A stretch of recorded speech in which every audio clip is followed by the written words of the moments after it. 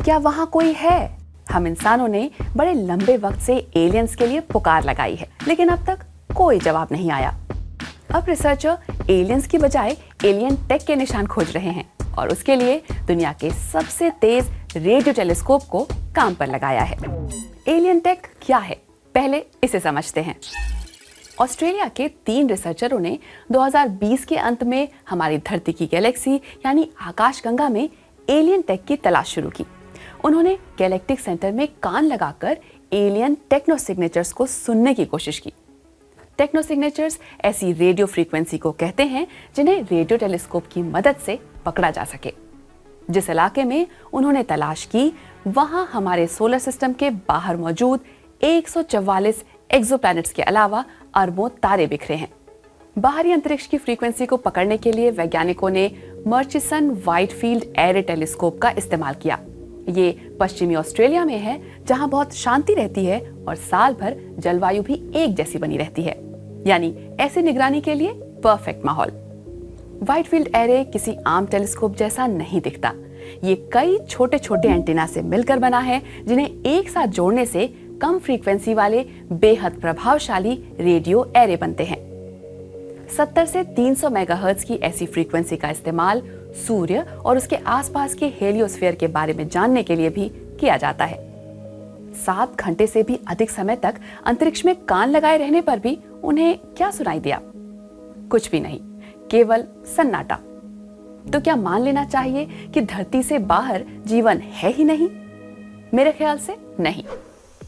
Alien से संपर्क करने की सबसे जबरदस्त कोशिश आज से 40 साल पहले शुरू हुई। अमेरिकी अंतरिक्ष एजेंसी नासा के वैज्ञानिकों ने दोस्ती का संदेश लेकर अंतरिक्ष में 2 स्पेस प्रोब भेजे थे। इस प्रोब में एक फोनोग्राफ था जिसमें कुछ आवाजें और तस्वीरें दर्ज थी। इसे गोल्डन रिकॉर्ड कहा गया। इसे भेजने का मकसद था कि जब कोई एलियन उसे देखे तो समझ जाए कि हमारे ग्रह धरती पर जीवन कैसा है। इसमें एक बच्चे की ये आवाज थी, Hello from the children of planet Earth. और लोगों की खाने पीने की ये तस्वीर। आज ऐसा रिकॉर्ड ले जाने वाले प्रोब्स में से एक वॉयजर 1 हमारी धरती से 22 अरब किलोमीटर दूर है, यानी इंसान की बनाई कोई चीज जो आज धरती से सबसे ज्यादा दूरी पर है।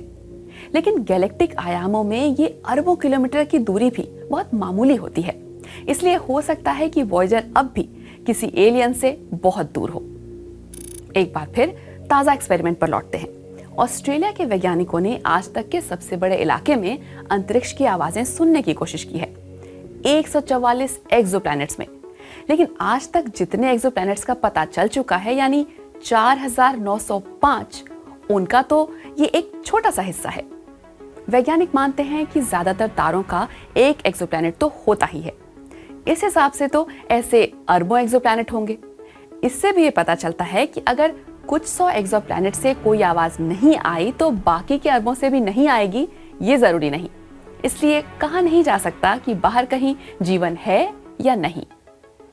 और ये भी तो सोचिए कि हम मान कर चलते हैं कि एलियन भी हमसे मिलती जुलती तकनीक का ही इस्तेमाल कर रहे होंगे, जबकि ये संभावना भी तो है कि एलियंस जिस तरह से कम्युनिकेट करते हैं, हम इंसानों को उसका रत्ती भर भी आइडिया नहीं है।